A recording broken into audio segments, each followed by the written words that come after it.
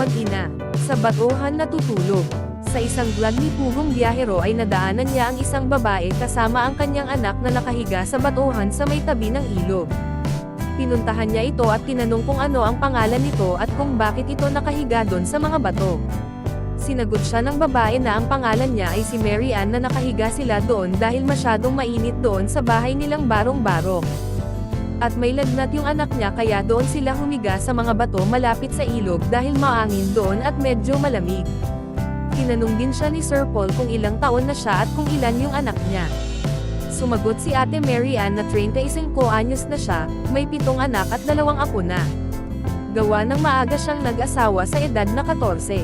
Tapos tinanong din siya ni Sir Paul kung nasaan yung asawa niya. Sinagot siya ni Ate Mary Ann na nasa DENR nagtatrabaho bilang taga-punla ng mga binhi. Natanong din ni Sir Paul si Ate Mary Ann kung may trabaho din ba ito.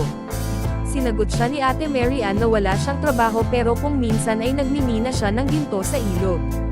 Tinanong din siya ni Sir Paul kung magkano ang kinikita niya sa pagmimina ng ginto. Sinagot siya ni Ate Mary Ann na hindi pare-pareho at ipinakita nito ang nakakwentes niyang ginto na nakalagay sa maliit na bote. Kinuha ito ni Sir Paul at tiningnan at tinanong kung nasa magkano na sa halaga ito. Sumagot si Ate Mary Ann na nasa 1,700 ang halaga nito at 2 buwan niya itong pinaghirapan. Napailing na lang si Sir Paul nang marinig niya ito. Tinanong din ni Sir Paul kung nakainom na ba ng gamot ang anak ni Ate Mary Ann. Sinagot siya ni Ate Mary Ann na nakainom na ng paracetamol para sa lagnat pero wala silang gamot para sa beke nito.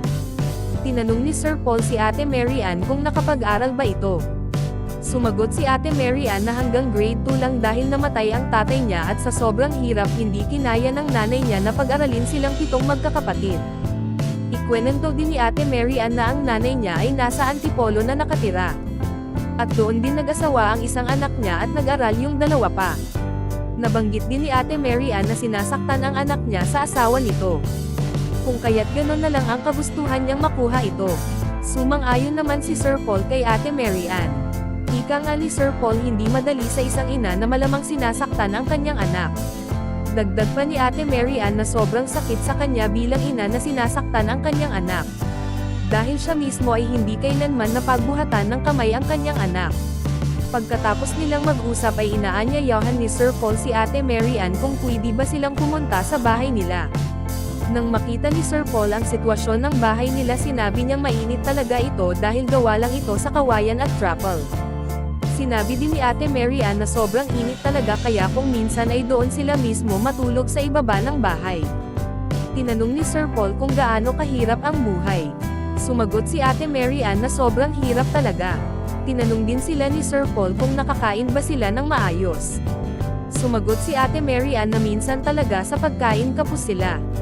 Nilulugaw nila yung konting bigas na meron sila para pagkasyahin sa pagkain ng mga apo at anak niya.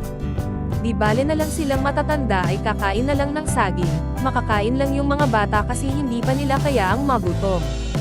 Inabot na ni Sir Paul kay Ate Mary Ann ang ibibigay niyang tulong nito na nasa halagang 7,000 peso.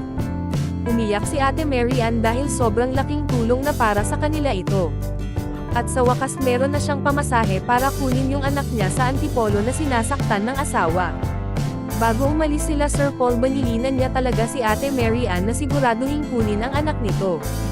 Nangako naman si Ate Mary Ann na bukas ng madaling araw ay babiyahe siya kasama ang asawa at hipag niya para kuhain yung anak niya. Kung taga-subaybay ka ng Pugong Biyahero tulad ko mga kapibi mag-like and subscribe ka na.